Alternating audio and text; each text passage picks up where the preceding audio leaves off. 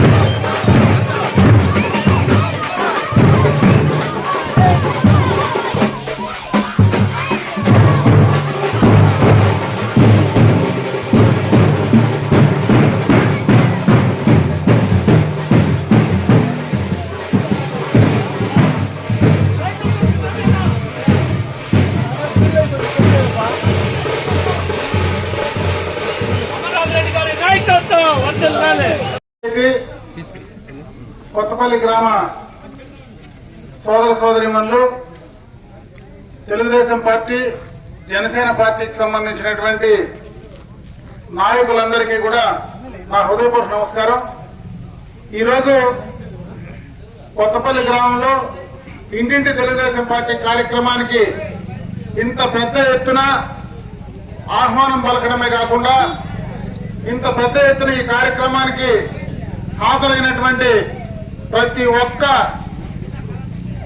ప్రజానీకానికి మొత్తానికి కూడా హృదయపూర్వకంగా నా చేతులైతే నమస్కారాలు తెలియజేసుకుంటున్నా. ఈ కార్యక్రమం యొక్క ముఖ్య ఉద్దేశం ఈ 4.5 సంవత్సరంలో జగన్మోహన్ రెడ్డి గారి ప్రభుత్వం అధికారంలోకి వచ్చిన తర్వాత ఏం కార్యక్రమాలు ఈ గ్రామాల్లో జరిగినాయి, ఏం అభివృద్ధి కార్యక్రమాలు గ్రామాల్లో నిర్వహించడం జరిగింది, గత ప్రభుత్వంలో ఏం కార్యక్రమాలు చేశాం, ఈరోజు ఈ ప్రభుత్వం వచ్చిన తర్వాత జరిగేటువంటి ప్రజా వ్యతిరేక విధానాలు కావచ్చు, అవినీతి కార్యక్రమాలు కావచ్చు, ప్రజలకు వివరించడానికి ఈ కార్యక్రమాన్ని ఉద్దేశించి గ్రామాలకు రావడం జరిగిందని చెప్పి తెలియజేసుకుంటున్నా. ఎన్నికలకు మునుపు జగన్మోహన్ రెడ్డి గారు చాలా చెప్పారు. ప్రధానంగా నేను అధికారంలోకి వస్తే అన్ని రేట్లు తగ్గించేస్తానన్నాడు. ఈరోజు నిత్యావసర వస్తువుల ధరలు కొనే పరిస్థితి సామాన్యమైనటువంటి ప్రజానీకానికి లేదని చెప్పి సందర్భంగా తెలియజేసుకుంటున్నా. ఈరోజు కనీసం నూనె, ఉప్పు, పప్పు ఏది కొనాలన్నా కూడా పూర్తిగా కూడా సామాన్యుడు అందుబాటులో లేని విధంగా రేట్లు పెరగడం జరిగింది. ఈరోజు డీజిల్, గ్యాస్ కు సంబంధించి, పెట్రోల్ కు సంబంధించి రేట్లు భారతదేశంలోనే అతి ఎక్కువ రేట్లు ఏ రాష్ట్రంలో ఉన్నాయంటే అది ఆంధ్ర రాష్ట్రంలో అని చెప్పి సందర్భంగా తెలియజేసుకున్నాను. నేను వచ్చిన తర్వాత ఏ రకమైనటువంటి పనులు లేనో మరి ఉన్నటువంటి రేట్లను తగ్గిస్తానని చెప్పిన వ్యక్తి 9 దఫాలు కరెంటు ఛార్జీలు జగన్మోహన్ రెడ్డి గారి ప్రభుత్వంలో పెంచిన మా వాస్తవాన్ని ఒకసారి ప్రజలకు తెలియజేసుకుంటున్నా. ఆర్టీసీ ఛార్జీలు ఈ రోజు పెంచినటువంటి సందర్భాన్ని ఒకసారి గుర్తు చేస్తున్నా. కనీసం గ్రామాల్లో చెత్తగా కూడా పనిచేసేటువంటి చెత్త ప్రభుత్వంగా జగన్మోహన్ రెడ్డి గారి ప్రభుత్వం ఈ రోజు నిలబడిందని చెప్పి సందర్భంగా తెలియజేసుకుంటున్నా. ఇవే కాకుండా జగన్మోహన్ రెడ్డి గారు నేను అధికారంలోకి వస్తే మద్యాన్ని నిషేధిస్తా, నా అక్క జిల్లాలో ఆడపడుతుల పుస్తులు తెగిపోతున్నాయి, వాటిని తెగనీయకుండా నేను అడ్డం నిలబడి కాపాడుతానని చెప్పిన వ్యక్తి ఈయన అధికారంలోకి వచ్చిన వెంటనే 60 రూపాయలు ఉండే క్వార్టర్ 200 రూపాయలు చేసినాడు. అది కూడా ఆ మద్యం కూడా ఆరోగ్యానికి హానికరమైనటువంటి మద్యాన్ని ఈరోజు సప్లై చేసేటువంటి పరిస్థితి జగన్మోహన్ రెడ్డి గారి ప్రభుత్వం చేస్తా ఉంది. ఈ మధ్యన 4 రోజుల ముందు కూడా మళ్ళా కూడా మద్యం పైన రేట్లు పెంచడం మీ అందరికీ తెలుసు. ఇది వైఎస్ఆర్ కాంగ్రెస్ పార్టీ కార్యకర్తలకు, నాయకులకు ఒక ఉపాధి కార్యక్రమంగా కర్ణాటకలో ఉండేటువంటి మద్యాన్ని ఆంధ్రలోకి తీసుకొచ్చి ఇక్కడ అమ్మేటువంటి కార్యక్రమానికి శ్రీకారం చుట్టినటువంటి సందర్భాన్ని ఒకసారి గుర్తు చేస్తా ఉన్నా. ఇవే కాదు, ఈ రోజు రాష్ట్రానికి రాజధాని లేదు. కనీసం ఎక్కడైనా మనం బయటకు పోతే ఈ రాష్ట్రానికి రాజధాని లేదని చెప్పుకునేటువంటి సిగ్గుపడాల్సినటువంటి పరిస్థితి ఈ రోజు ఈ ఆంధ్ర రాష్ట్రంలో ప్రతి ఒక్క పౌరునికి ఉందని చెప్పి సందర్భంగా తెలియజేసుకుంటున్నా. పోలవరం లాంటి జీవనాడిని కనీసం ఎతొక కోల్డ్ స్టోరేజ్ లో వేసినటువంటి సందర్భాన్ని ఒకసారి గుర్తు చేస్తా ఉన్నా. అదే కాకుండా నేను వస్తే ముందరకు పరిగెత్తిస్తా ఈ రాష్ట్రాన్ని అని చెప్పిన వ్యక్తి ఈ రోజు ఆయన అధికారంలోకి వచ్చిన వెంటనే ప్రజావేదికను కూల్చడమే కాకుండా రివర్స్ టెండర్ల పేరుతో అన్ని కూడా క్యాన్సిల్ చేసినటువంటి సందర్భాన్ని ఒకసారి గుర్తు చేస్తా ఉన్నా. ఒకే ఒక కార్యక్రమం చేస్తా ఉన్నాడు. ఎవరైనా ప్రతిపక్షానికి సంబంధించినటువంటి నాయకులు, కార్యకర్తలున్నా, గ్రామాల్లో ఎవరైనా సామాన్యమైనటువంటి ప్రజానీకం ఉన్నా వాళ్ళను బెదిరించి భయపెట్టే కార్యక్రమం మాత్రం దిగ్విజయంగా అటు జగన్మోహన్ రెడ్డి గారి నుంచి గ్రామ పంచాయతీల వరకు దిగ్విజయంగా కార్యక్రమాన్ని చేస్తా ఉన్నారు. చంద్రబాబు నాయుడు గారికి వ్యతిరేకంగా మాట్లాడితే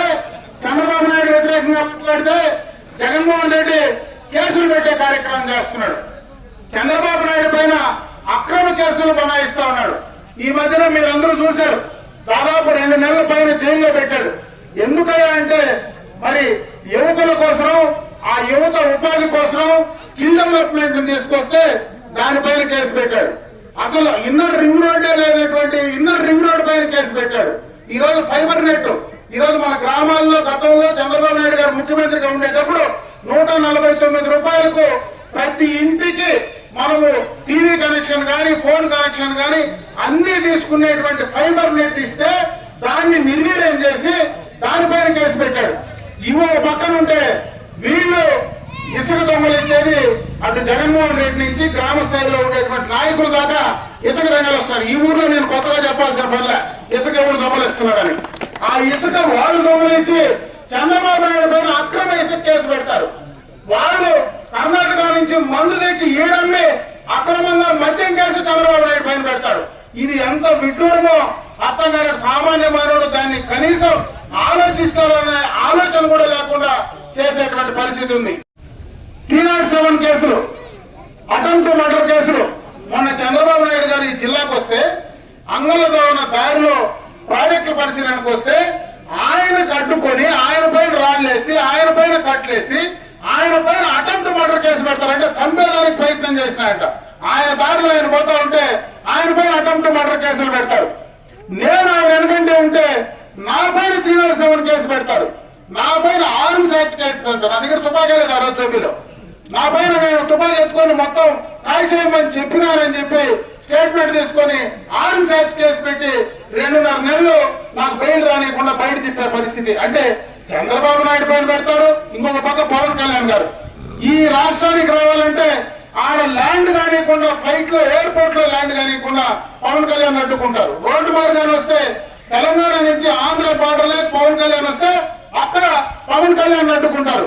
గ్రామాల్లో ఎవరైనా మాలాంటి తెలుగుదేశం పార్టీ నాయకులు గ్రామాల్లో మీతో కలవడానికి వస్తే మీరెవరూ కలవకూడదు, మీరెవరూ ఉండకూడదు, మీరెవరూ కనపడకూడదు. ఇది ఎక్కడ పెట్టారో నాకు అర్థం కాలే. అంటే ఎవరు ప్రతిపక్ష నాయకుడే, ఎవరు ప్రతిపక్షానికి సంబంధించిన వాళ్ళు ఎవరు రాకూడదు, కలవకూడదు, ఉండకూడదు, వీళ్ళు చేయకూడదు, ఎవరైనా ప్రశ్నించకూడదు. ప్రశ్నిస్తే నీ పెన్షన్ పెరికేస్తా, నీ కార్డు పెరికేస్తా, నీ బియ్యం రాని నీకు, నీ భూమిలో ఏదైనా తగరాలు ఉంటే చేస్తానంటాడు. పువ్వులూరులో పాపం ఎన్నో శ్రీకాకుళం నుంచి సైకిల్ తొక్కుని కుప్పానికి వస్తా ఉంటే మధ్యలో వాళ్ళని ఆపి బెదిరించి జెండాలు పెరిగి వాళ్ళను భయభ్రాంతులు చేసేటువంటి పరిస్థితి. ఎక్కడికి పోతా ఉన్నారు, ఎక్కడికి తీసుకెళ్లాలనుకుంటున్నారో నాకైతే అర్థం కావాలో. ఇది ప్రజాస్వామ్య దేశం, ప్రజాస్వామ్యానికి సంబంధించినటువంటి మరి మన జీన్స్ లో ప్రజాస్వామ్యం ఉంది. అటువంటి ప్రజాస్వామ్య దేశంలో ఇటువంటి వాళ్ళు ఉండగలరా అనేది సామాన్య మానవుడు ఆలోచించుకోమని చెప్పి నేను ఈ సందర్భంగా కూడా తెలియజేసుకుంటున్నాను. ఈ రోజు ప్రజా విశ్వాసాన్ని పూర్తిగా కూడా కోల్పోయినటువంటి వీళ్ళు ఈ రోజు ఈ రాష్ట్రానికి పాలకులుగా ఉండడానికి ఎటువంటి పరిస్థితుల్లోనా ఉండడానికి వీల్లేదనేటువంటి సందర్భాన్ని ప్రతి ఒక్కరూ చాటి చెప్పాల్సిన పరిస్థితి ఉంది. ముఖ్యంగా యువకులు బాధ్యత తీసుకోవాలా, వాళ్ళ భవిష్యత్తు నాశనం అయిపోతా ఉంది. ఈ రోజు ఈ జిల్లాలో చంద్రబాబు నాయుడు గారు కావచ్చు, ఆ రోజు ఇండస్ట్రియల్ మంత్రిగా నేను కావచ్చు, ఆ రోజు ఇన్ని ఇండస్ట్రీస్ తీసుకొస్తే ఈ రోజు అమర్ రాజా లాంటి పెద్ద ఇండస్ట్రీ ఈ రాష్ట్రంలోనే అతి పెద్ద ట్యాక్స్ పేయర్ ఎవరన్నా ఉన్నారంటే అమర్ రాజా ఇండస్ట్రీస్. అమర్ రాజా బ్యాటరీస్ కి సంబంధించి 9,000 కోట్ల రూపాయలు పెట్టుబడి జిల్లాలో పెడతానంటే వాళ్ళను బెదిరించి భయపెట్టి తెలంగాణకు పంపిస్తే దాదాపు 10,000 మంది ఈ జిల్లాలో యువకులకు ఉద్యోగం రాకుండా చేసినటువంటి పరిస్థితిని ఒకసారి గుర్తు చేసుకోమంటా ఉన్నా. రిలయన్స్ ఇండస్ట్రీస్ ని ధర్మేస్తావు. ఈ రోజు ఆ రోజు గతంలో నాగరోడ్లో కానీ పొలంనేరులో కానీ ఆ రోజు మనం తెచ్చినటువంటి తెలుగుదేశం ప్రభుత్వంలో చేసినటువంటి ఇండస్ట్రీస్ తప్పించి ఏ కార్యక్రమాలు వీళ్ళు చేశారు, ఏ రకమైనటువంటి పెట్టుబడులు చేశారనేటువంటి ఆలోచన కూడా లేకుండా ఒక కార్యక్రమం మాత్రం చేస్తా ఉన్నాడు. ఈ రోజు భూములన్నీ కూడా సర్వే చేస్తానంటాడు. ఆ భూములు సర్వే చేసి ఎందుకో నువ్వు సర్వే చేస్తూ ఉన్నావు అంటే ఈయన బొమ్మేసి మనకు మళ్ళా పట్టా ఇస్తాడంట. మన తాత ముత్తాతలు సంపాదించిన ఆస్తికి ఈ జగన్మోహన్ రెడ్డి బొమ్మేసి ఇచ్చేదానికి మళ్ళా ఎందుకు సర్వే చేయాలో నాకైతే అర్థం కావడంలే. అంటే ఎంత పీక్కు వీళ్ళ పిచ్చి పోయిందో, వీళ్ళ పిచ్చి ఎంత పరాకాష్ఠకు చేరిందో ఇది ఒకటిసారి అర్థమవుతుంది. ఈ రోజు ఇక్కడనే ఇదే గ్రామ పంచాయతీలో ఎప్పటి నుంచినో మనకు రోడ్ల సౌకర్యం లేనటువంటి గ్రామాలు ఉన్నాయి. చెత్తపేంటకు దాదాపు 3 కిలోమీటర్లు, కేసీపేంట, కలించెట్ల పేంటకు ఎప్పటి నుంచినో 3 కిలోమీటర్ల రోడ్డు ఎప్పటి నుంచినో వాళ్ళ రోడ్డు సౌకర్యం గురించి కోరుతా ఉన్నారు. అది దాదాపు 2,45,00,000తో గత ప్రభుత్వంలో నేను ఈఏపీ కింద శాంక్షన్ చేసి ఇచ్చిన. అదేవిధంగా కోనపేటపల్లికి రోడ్డు నేను శాంక్షన్ చేయించిన. నేను పోతా 2 బోర్డులు చూసిన, నాకు అర్థం కాల. నేనేం చెప్పాలో నాకు అర్థం కాల. ఎన్నో సంవత్సరాలుగా ఆ గ్రామాలకు రోడ్డు లేకుండా కలగా ఉంటే నేను మంత్రి అయిన తర్వాత ఎక్స్టర్నల్ ఎయిడెడ్ ప్రాజెక్ట్ కింద ఈఏపీ కింద 139 కోట్ల రూపాయలతో నియోజకవర్గం మొత్తం కూడా రోడ్లు తీసుకొచ్చి బ్రహ్మాండమైనటువంటి సిమెంట్ రోడ్డు నేనేస్తే వాళ్ళు ఏసీ వేసుకుంటే సంతోషపడచ్చు, కానీ నేనేసిన దానికి వాళ్ళు ఎందుకు పంపేస్తా ఉన్నా నాకైతే అర్థం కావడంలా. ఇంత ఈ ప్రభుత్వం అంటే ఇంతే. ఎందుకంటే ట్యాంకులకు పోతే రంగు కొడతారు, మనం కట్టేసిన ట్యాంకులు 3 రంగులు కొడతారు, మనం కట్టేసిన స్కూల్ బిల్డింగ్లు 3 రంగులు కొడతారు, మనం కట్టేసిన కాంపౌండ్ వాళ్ళకి 3 రంగులు కొడతారు. మరి ఈ రంగులు కొట్టే పిచ్చేందో, ఈ రాళ్లు కొట్టి వేసుకునే పిచ్చేందో నాకు అర్థం కాలేదు. కానీ మనం వేసిన లైట్లు తెప్పించి, గత ప్రభుత్వంలో వేసిన ఎల్ఈడి లైట్లు తెప్పించి కొత్తగా ఏమైనా ఎల్ఈడి లైట్లు ఉన్నాయి ఈరోజు? మరి ఎక్కడికి ఏం చేస్తారని మీరు అసలు మీ గ్రామాల్లో మేము ఏం చేసినామని మీరు చెప్పుకోగలరు? నేను ఒకటే చెప్తా ఉన్నా, వాళ్ళు ఒకటే కార్యక్రమానికి వస్తారు, నేను బటన్ నొక్కుతా ఉండని. ఏం బటన్ నొక్కుతావు? పైన బటన్ నొక్కుతావు, కింద బటన్ నొక్కుతావు.